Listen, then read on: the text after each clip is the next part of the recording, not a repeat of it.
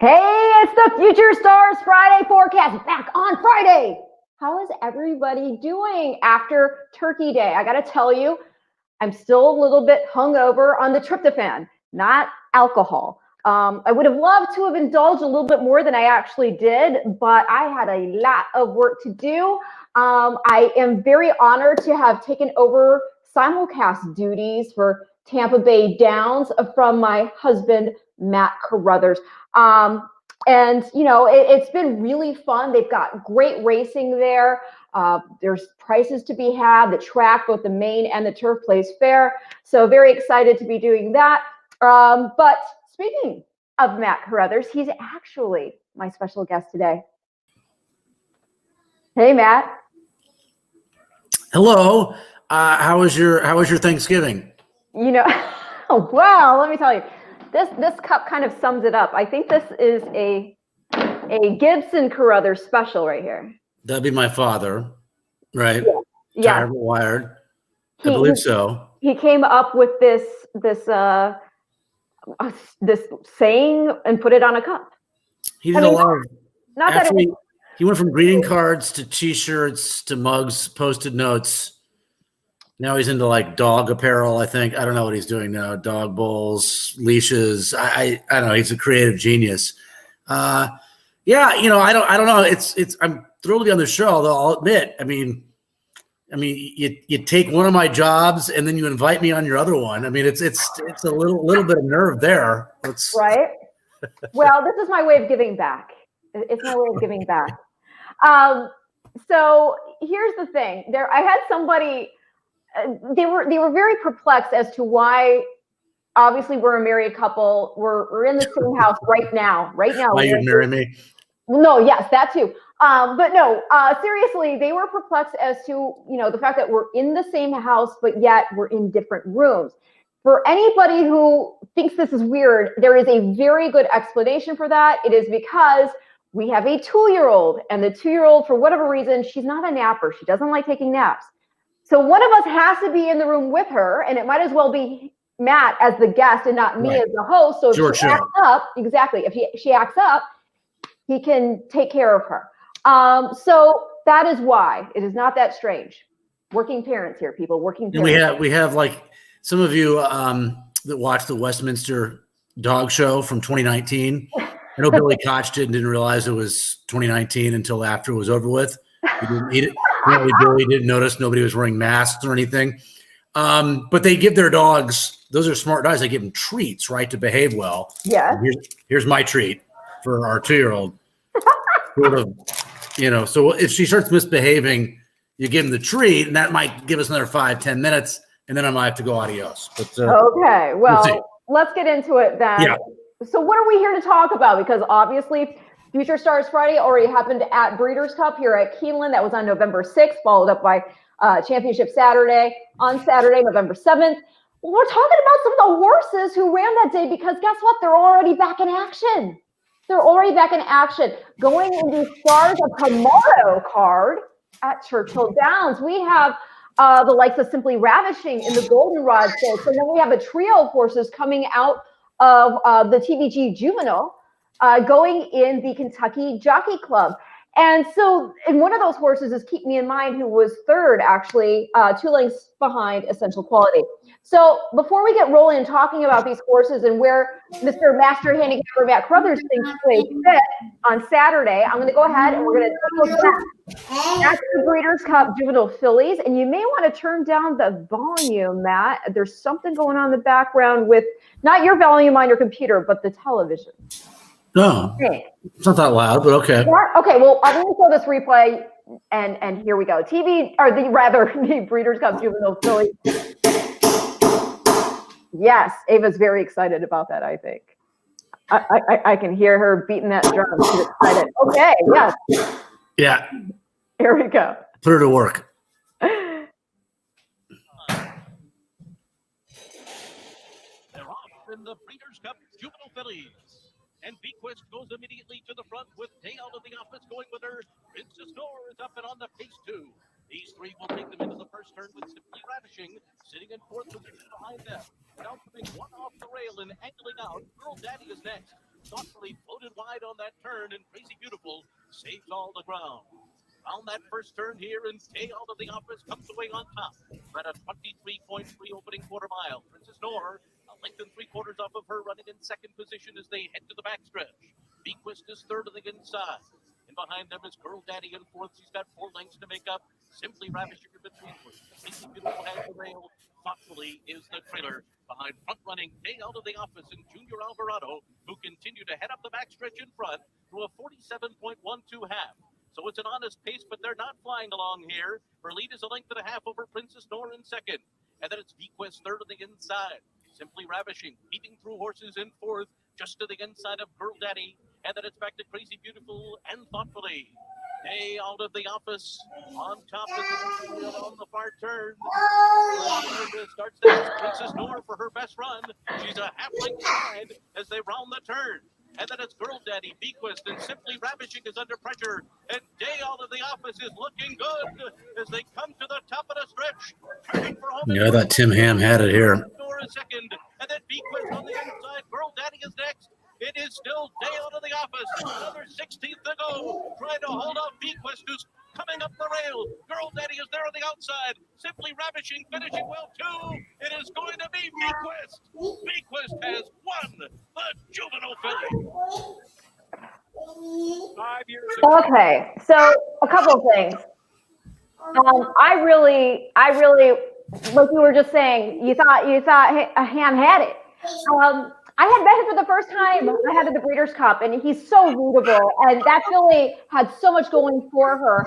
I thought the only way to get a price was to use Bequest. And I'm sorry, Ava is very excited. You might want to give her that tweet now to calm her down. I know it's contrarian. Yeah, Candy will calm her down. That's for sure. Oh my goodness! Ava, there you go. We're bribing our child with chocolate. It's like throwing bread at birds. Oh my gosh, she's so excited right now. What is going on up there? Anyways, okay, so rootable. But what did I tell you?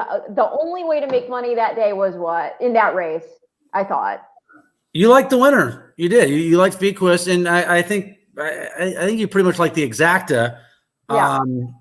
I was a Day of the Office guy. I was singled everywhere. So I mean, she ran well. I was against Princess Nor. I was against Simply Ravishing. So I mean, I was kind of right, but in the end, I was wrong. You were right with Bequest winning the race. Well, my whole reasoning was, I mean, here you had a filly who, by Nyquist. That's how you get the Bequest name in there, and out of Vero Amore, and by Mineshaft, by the way. And so Mineshaft, I just liked that she was going to be able to go 2 turns now in this mile 16th and really be able to stretch her legs. She was closing in that race with Dale the Office. She was coming on.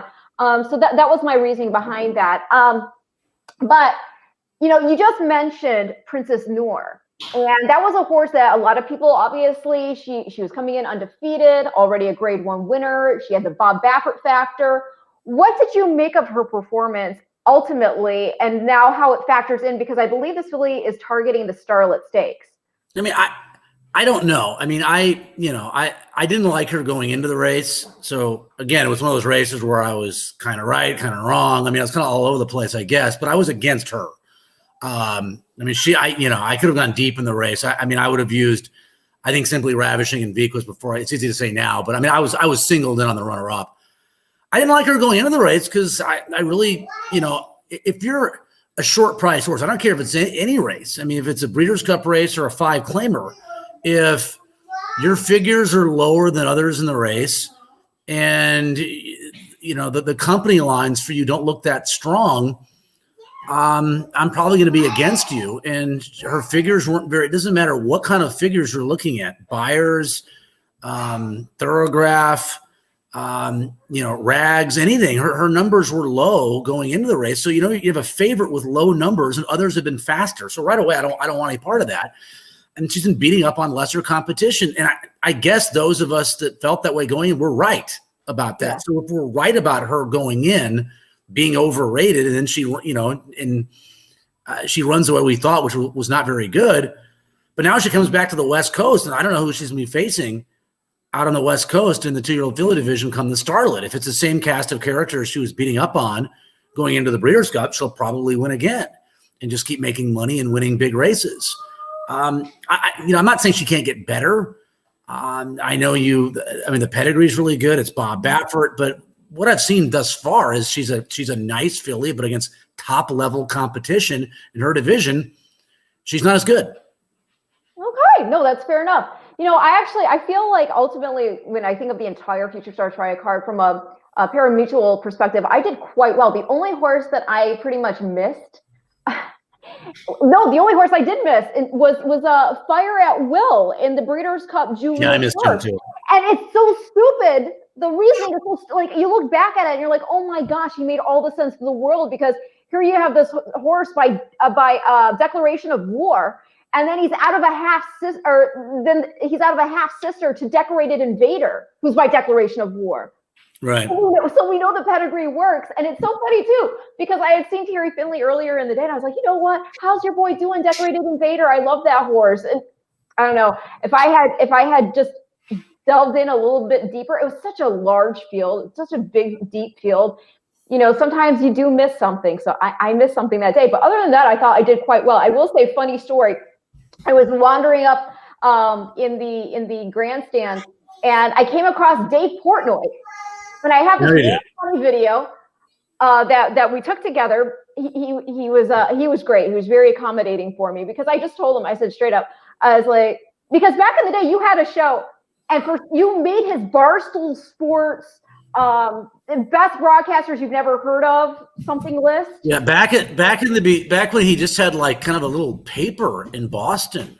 I think somebody sent it to me. I didn't even know what they were.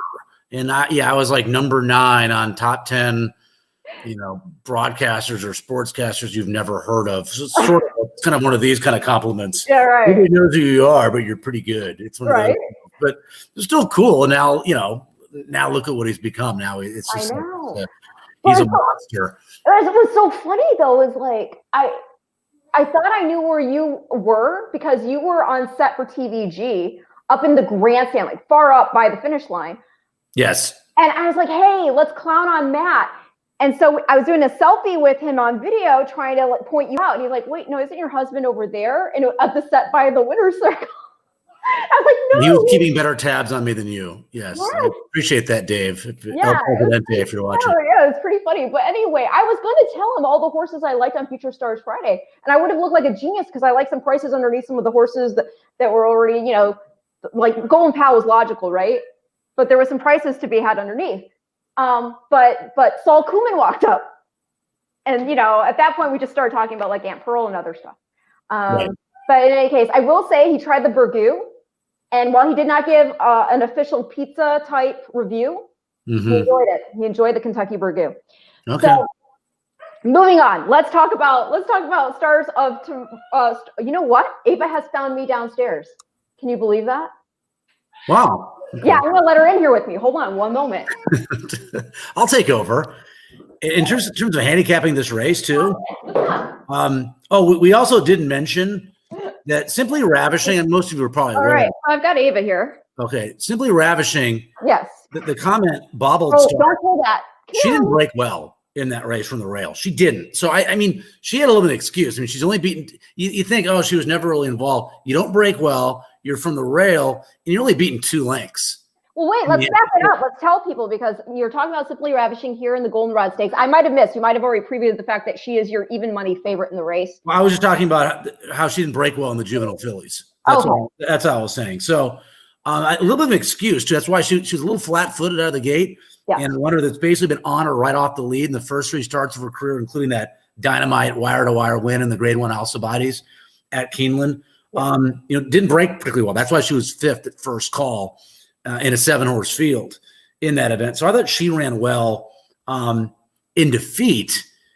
You want me to tell you who I like in this race, or should we wait on that? You want to wait on that? Well, no. I mean, you can tell us who you like, but I just want to say real quick to a shout. I mean, no, Ava, hold on 1 minute. Ava, no, she's like pulling things down here. Here, you want to play paper? Paper is fun.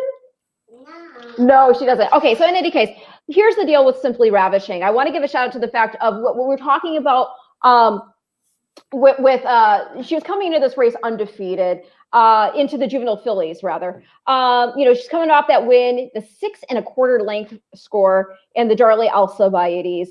And then, like you said, that start, she had the rail. She was ultimately beat 2 lengths, finishing 4th. What's so interesting here to me is that, like we discussed, Vequist by Nyquist, the son of Uncle Mo. Laubound, another freshman son of Uncle Mo. I mean, how cool is that, right?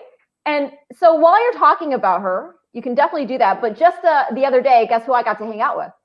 Oh, look at that, Uncle Mo. He's smiling for me. Looking handsome. At Coolmore's Ashford Stud. How old is he? Like 13 now or something? Oh, that sound right? 2010 juvenile. Okay, so 12. 12? All right. Yeah. So he's in the prime of his stud career right now. Yes. Uncle Mo, and been fabulous thus far. So, in terms of this race, Simply Ravishing is going to be tough. I mean, her class, the performance she had, obviously, every start of her career thus far. There is other speed in this race, and she did rate a little bit, in the first 2 starts of her career, but I think she's still at her best probably on the front end. That was obviously her best performance in the Alcibiades.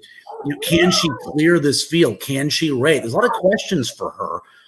Travel Column, who faced her in the Alcibiades, also in this race. Brad Cox, Florent Giroux. She's the 5-horse, Filly by Frosted, who went for $850,000. And, she was 7.5 lengths behind her in the Alcibiades, her being Simply Ravishing. The comment is hot start. Going back and looking at that, it was not good. It wasn't awful, but it wasn't good. You have a runner that was forwardly placed and won on the front end, basically, in a maiden special event at Churchill in their debut. Kind of lose contact a little bit with Simply Ravishing, I thought, in the Alcibiades. So clean break, obviously, is what they're looking for with Travel Column. Improvement, 3rd start of your career, 2nd time going a distance of ground. We know she already likes Churchill because she won her debut at 9-2 by 4 1/4 lengths in a 12-horse field. So on paper, she seems to be trending well for Brad, 48-2, 1.1/5 type drills coming in. But I do like a price horse. Oh, This race, Ren. Do share. Speaking, it is Future Stars Friday, so how about a Filly by Nyquist? There you go. How about I like the 9. Uncle Mo likes it. He approves. Princess Theorem a little bit. She's not my top pick, but I think she can win for Brendan Walsh. She ran on turf in her debut, ran an okay 3rd. Then she wins in a race that was supposed to be on turf that was taken off, and she won pretty impressively at 5-1 at Churchill at 1 mile and a 16th on the 30th of October. She can rate a little bit. Brad Cox had the favorite in that race, your runner-up, who had the lead at 8-5, ends up running 2nd. But the top pick for me, the 6, Clairiere, Santana Asmussen. I thought the debut was only 1 start, Ren, and it was a really good win from off the pace, 7-2, 9-horse field at Churchill, going 1 mile and 16th. You can understand why Steve debuted her going 2 turns in career start number 1. You're by Curlin out of the Bernardini mare, cavorting. Hello. Cavorting made over $2 million. Hello. So that's just exquisite pedigree.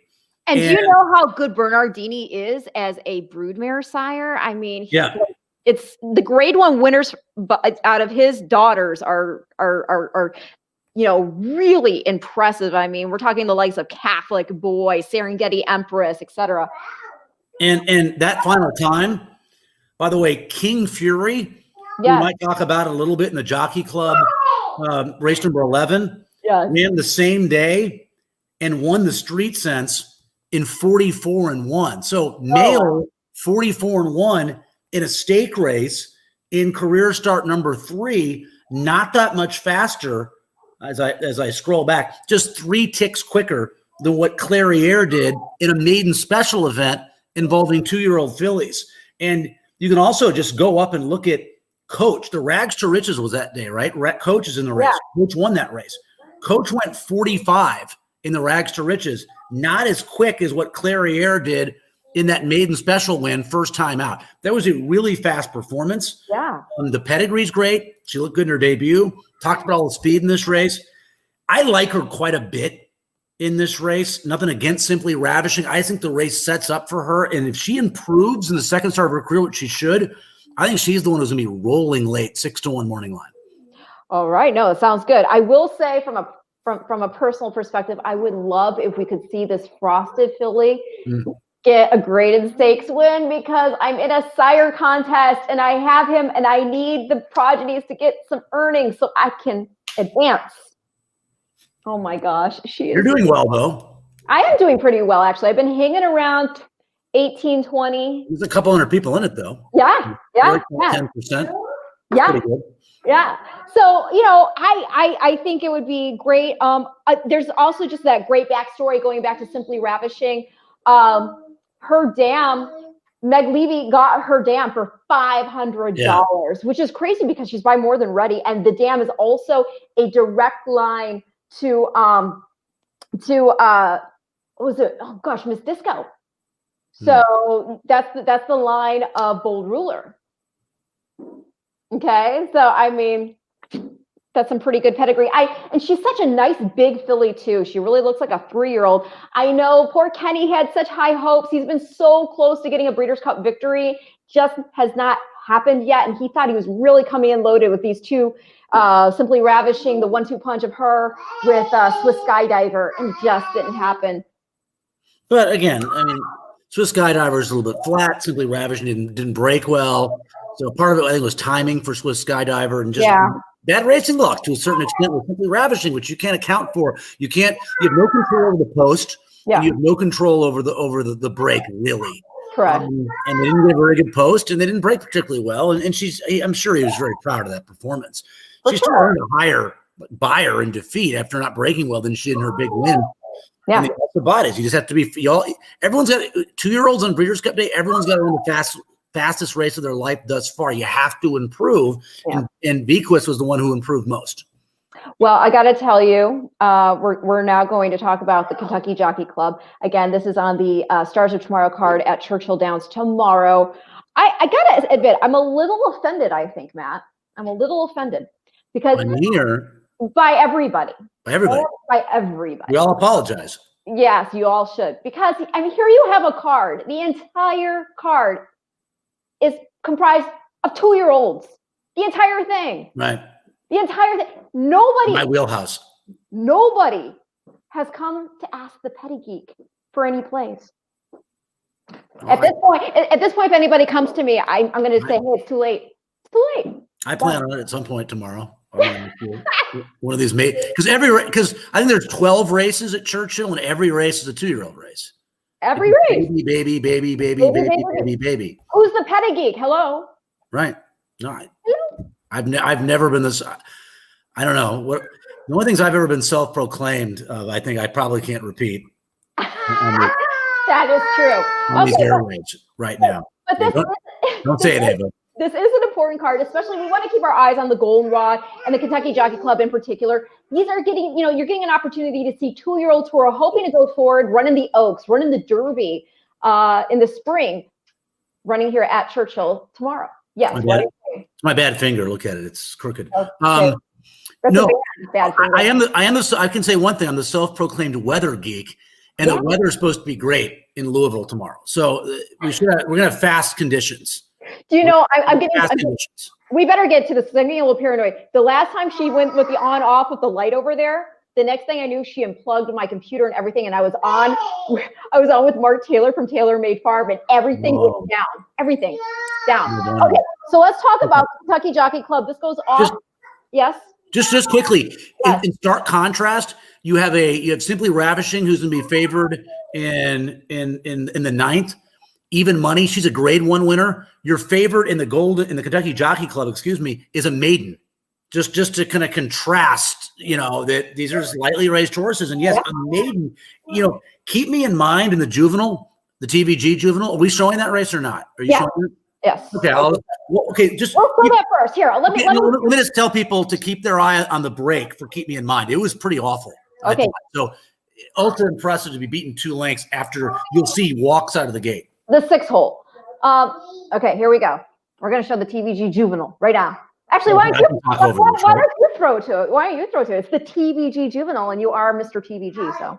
That's right. It's the TVG Breeders' Cup Juvenile, and of course, it was won by a man who dominated, especially on Friday, Mr. Brad Cox, Central Quality. Let's go to it now.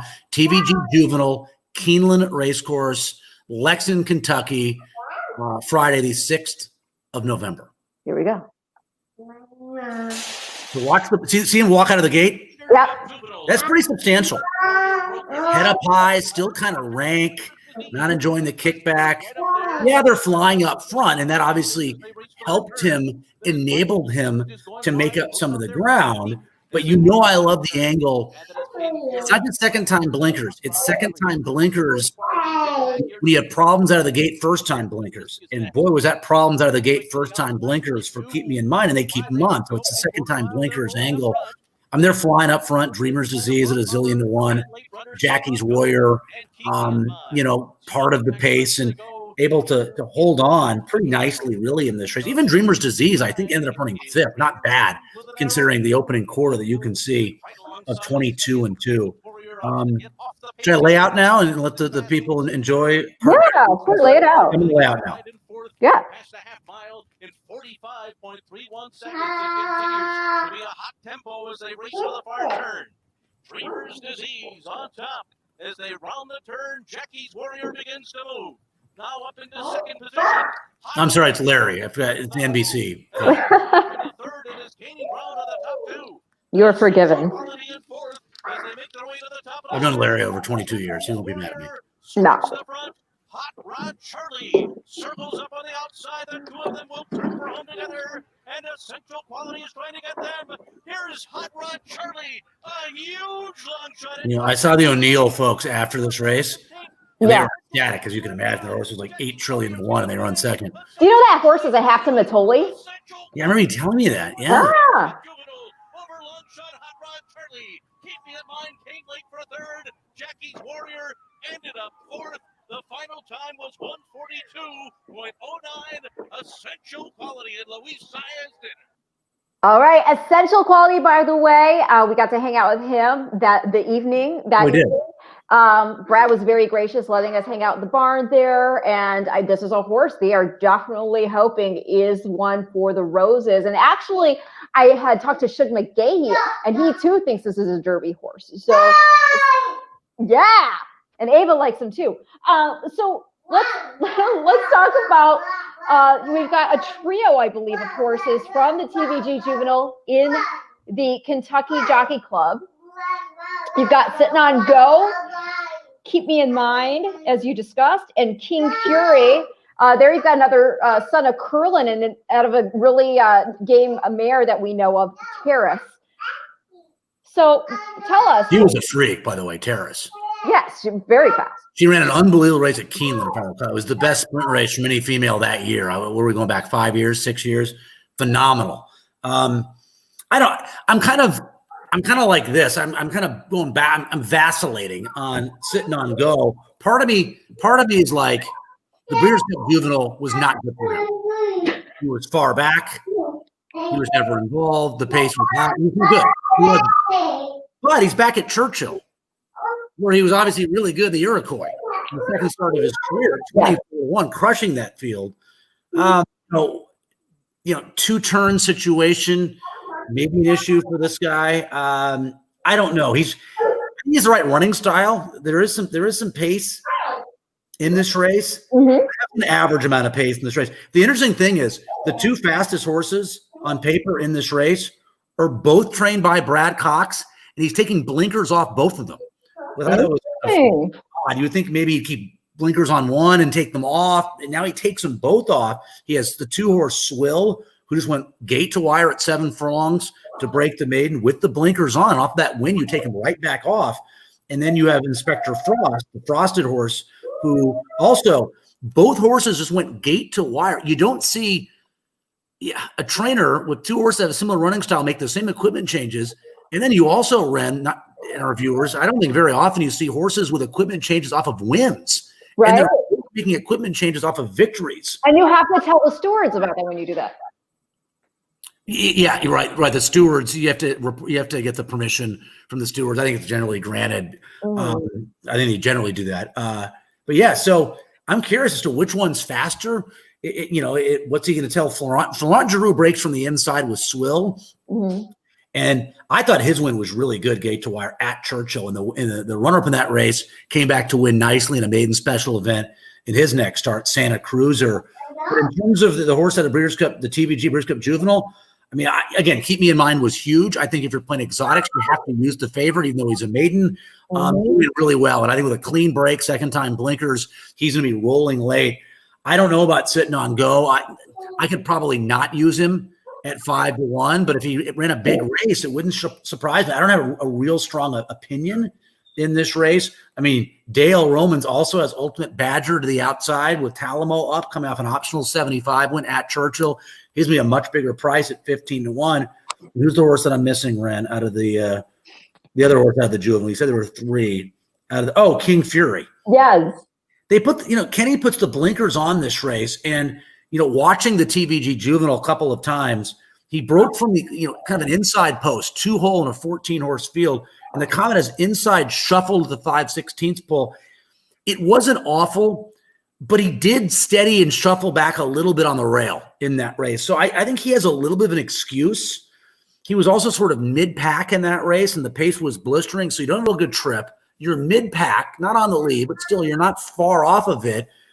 I think this is a horse that could move forward. Back at Churchill, we know he can win at 2 turns. He won at Churchill a couple of starts back. I think King Fury is clearly a horse to use. So I'm kind of pro Keep Me in Mind for as pro as I can be on a 6-5 shot, and then pro King Fury, maybe a little bit anti sitting on go out of that race. So 2 of the 3 I kind of like coming into this race. But if Roman big race was sitting on go and I look stupid, it will happen several times tomorrow. In fact, you could never look stupid. No, you might have mentioned this, and I apologize if you did. I am also trying to. I'm multitasking here. I understand. Did you mention what you think about the fact that Flo, who had been on Inspector Frost for both of his starts, is now on Swill, and you've got Johnny Velasquez coming in on Inspector Frost? I didn't mention that. I don't know. I really don't. Should we call Doug Bradar? The agent for Florent. I don't know. It's as a horse player, unless you have connection, the personal number of people involved, and I might have a few, but I don't really take advantage of that anyway. It's kind of a weird thing to do. Hey, I don't like to bother people. No. Your job as a horse player, which is what I am essentially, is reading between the lines. Well, you got to speculate, right? It's conjecture. It's using deductive reasoning. I mean, that's what we do. So I guess it's not crazy to think that they like the 2 better, right? I mean, I would think. Okay, go ahead. Yeah. Or maybe they just, for whatever reason, they think that Flo is a better fit for Swill. And I mean, it's definitely possible. I mean, although Flo can ride any horse, but I mean, hello, you're getting Johnny V too. So it's not like. No, we're not saying who's a better rider. It's just it's probably a good sign for the 2 if Florent, because these horses have the same running style also. So it's not like, I mean, they have the same running style. Florent rode them both in their last starts. You would think, I don't know this for sure, but what is there, probably an 80% chance that Florent Giroux, Brad said to Florent, which one do you want to ride? And he chose Swill. And he said Swill. I mean, that's probably the most likely thing that happened. And so I guess that's a reason to maybe like Swill a little bit more. It's definitely possible. I was just, and no, I mean, both these jockeys are tremendous jockeys. So I'm not comparing them either. I do think there's a fun fact to be said regarding Inspector Frost. And again, hello, how great would it be for me in this sire contest if I got both Frostes to win their respective races tomorrow? Hello, that'd be awesome. So they pay money in this, so if it's good for you, it's good for me too. So if we can make that happen, Brad, that would be fabulous. Okay, so in any case, Inspector Frost by Frosted, freshman sire, sensational performances in the Met Mile, the Whitney Stakes, a son of Tap It by Pulpit by AP Indy. Here's the interesting factoid for you. So you see the dam there is Folk, right? Yes. Well, Folk was bred to AP Indy, and she produced Captivating Lass, who won the Busanda Stakes, and New York horse. And she was also placed in the Grade 2 Devona Dale. But the thing that makes this ultra fun is just today at Tampa, we saw a Tone win an allowance in his turf debut, and he is out of Captivating Lass. Wow. Okay.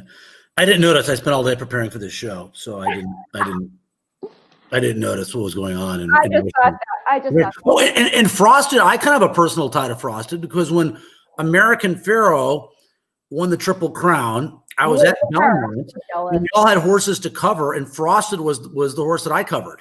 Oh, that's awesome. So I was like in Kieran's, I was in the backside with Kieran, a couple of times during that week because he had a bunch of horses run. I think Tamar Coos might have run that weekend as well. Frosted, of course, and maybe a couple others. I got to give a big shout out to Kieran. Okay. So after Breeders' Cup, somehow, I don't know, in the midst of everything, I left behind my iPad. It only took her 3 weeks to realize it. Yeah, exactly. It did. I only realized it the other day. So anyway, I'm not really tech savvy, but I was like, oh, there's this app on my phone that says find whatever they want to call it. Find my, not iPad. It says something, my device. Find my device. Right. Sorry, Ava is distracting me. So the more I talk, the louder she gets. Bubbles. So in any case, so I thought, well, let's just see if it works. And I went in there, and sure enough, it located my device. And it was like half an hour away someplace. I'm like, who has it? Right. So I did some investigating. Could have been some European connection in Italy or something. Yeah, I mean, who knows? So long story short, Kieran's daughter Erin had it, and she had no idea. I got a hold of her. I got a hold of Kieran, and he got a hold of her for me. Apparently, she works for Breeders' Cup as well. They had no idea whose iPad this was when it had been left behind, but she was holding on to it, hoping the owner she returned it. And she went out of her way to return it to me. So very sweet. Very well. Kieran is amazing too. So when you have an amazing parent, and I'm sure mom is wonderful too, it should be no surprise when you have a great kid. We fed her some Prosecco as a thank you. Well, I gave her a bottle. I was like, would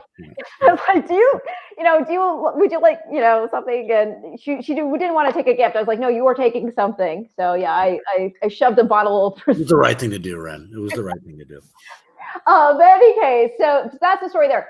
Let's sum up, because we've been all over the place, mostly because my child has been all over the place. Great babysitting job, Matt. Gotta lock the door next time. I know, I should have locked the door. Okay, so in any case, to sum up, how would you play both of these stakes races? Again, the Grade 2 Goldenrod for the 2-year-old fillies and the Grade 2 Kentucky Jockey Club for the boys. All right, well, I like Clairiere a lot. The 6 horse in race 9. That's the Grade 2 Goldenrod. I love the debut. The race was fast. She went faster. You don't have to even do a lot of chart work. You can look at other horses that are running in the Goldenrod and see that horses, the top 2 in the Rags to Riches are in this race. They ran on the same day as Clairiere in that maiden race, and that maiden win was faster than what coach's final time was in the Rags to Riches. And there's speed. Obviously, there's room for improvement. She's by Curlin. That's sensational. And her dam, again, cavorting, was a multiple Grade 1 winner who made over $2 million. So this pedigree is outstanding. I can see why they debuted at 1 mile and a 16th when your father's Curlin and your mother's a Grade 1 winner going 2 turns. So I like her.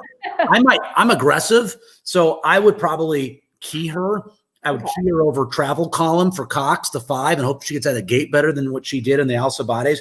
I have to use, obviously, Simply Ravishing, the class of the field. If she beats me, she beats me. I lose to a 380 horse. It happens, right? And then Princess Theorem, the 9 for Brendan Walsh. So I would do some cold exactas, 6 over the 5, 8, 9, probably. And I might be really aggressive. A pick 4 starts here. I might just go all in on Clairiere, the 6. In terms of the Jockey Club, I got to spread out in this race. I think I don't have as much of an opinion. I got to use Swill for Cox. I don't, there's not a ton of pace. The horse has speed, blinkers off, Florent. Keep Me in Mind, second time blinkers, third in the TVG Juvenile. Clean Break is the idea, second time with those blinkers. So 2-4. And I like King Fury. I like the McPeak horse too. I thought he had a, kind of a mediocre trip in the TVG Juvenile. Nice win at Churchill, going two turns, 2 starts back. Maybe use both McPeaks. Both Coxes. Inspector Frost. So okay. I'd probably bet the 2 Swill to win, and then definitely in pick 4s use 2, 4, 5, and 7, kind of spread out in this race. And maybe a win bet on Swill or King Fury, whichever price is better. You got to watch the board, right? They're both 6-1 on the line. Yeah, right, for sure. Well, I mean, your opinion has always been valued by me. You've obviously been somebody who you totally admit that you can get streaky, but when you hit, you hit. And so I just want to publicly congratulate you on an incredible pick 5 last week. That was nuts. No, you don't have to do that. It's old news now. No, but here's the thing. It's one thing to find a single in a sequence. You not only found a single, you found 2 singles, and they were 7-1 and 8-1. That's nuts. So again, if anybody's just tuning in, I highly recommend taking a listen to his observations regarding the Goldenrod and the Kentucky Jockey Club, because kind of know what you're talking about. You've only been doing this basically all your life. Yeah, I mean, Churchill, I wouldn't say is my bread and butter. I mean, we all have our circuits that we're comfortable playing. I'm most comfortable with the Naira circuit. I mean, that's just I think it's what I'm best at. It's so I mean, we always kind of get comfortable. Well, you gravitate towards what you're best at, and right? You start to know these certain track you always are losing at. You probably get away from it, and that's the beauty of TVG and in-home wagering. Really, is you have all your options. You have so many racetracks. Okay, I'm good at this one. I'm good at this one. I'm going to play those. I'm horrible here. I'm horrible here. And it's nothing personal against the racetracks. No, I mean, it's not like and it's nothing personal from a good standpoint against the racetracks that you bet. This is some tracks you're more effective at for whatever reasons, and some racetracks you're not. Maybe some racetracks have more two-year-old races. They have more turf races. They have the bigger fields that you like. They have a lower takeout that you like. Whatever it is, they favor speed more. They favor closers more. Whatever and sometimes just coincidence. Maybe sometimes you just happen to be in a good rhythm when you're playing one track, and when you're playing another track, you're just not. And so you're going to play the one that you just feel like you're luckier at. Whatever it is. In New York for me, and I know you're doing the Tampa deal and doing great early on in the meeting. And Tampa is another place that I feel kind of at home from a wagering standpoint. Well, it's always great when you can pretty much expect, both surfaces to be fair as it's been playing there. And the weather's been great so far. So let's hope that continues. I hope everybody had a very happy Thanksgiving. We're actually going to eat some leftovers now, I think. We are. We did not cook. Matt actually ran out and he got some delicious, I was about to say Kentucky Derby, some delicious fried chicken for turkey dinner from a local restaurant. I had to work. She had to work. We didn't have time to cook. Just the 3 of us. Yeah, at Ted's Montana Grill. It was fabulous.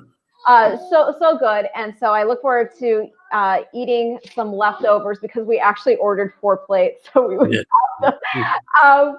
That being said, I also want to give some love to some friends of ours. I'm talking about Pete Rotundo and Shona Rotundo, who are expecting Rosie Rotundo. Talking about stars of tomorrow. Hello, future star right there. Yeah. Congratulations. I think we're about 2-3 months away. Isn't that exciting? I think for them, and I love that name too, Rosie. I love it. It's so perfect.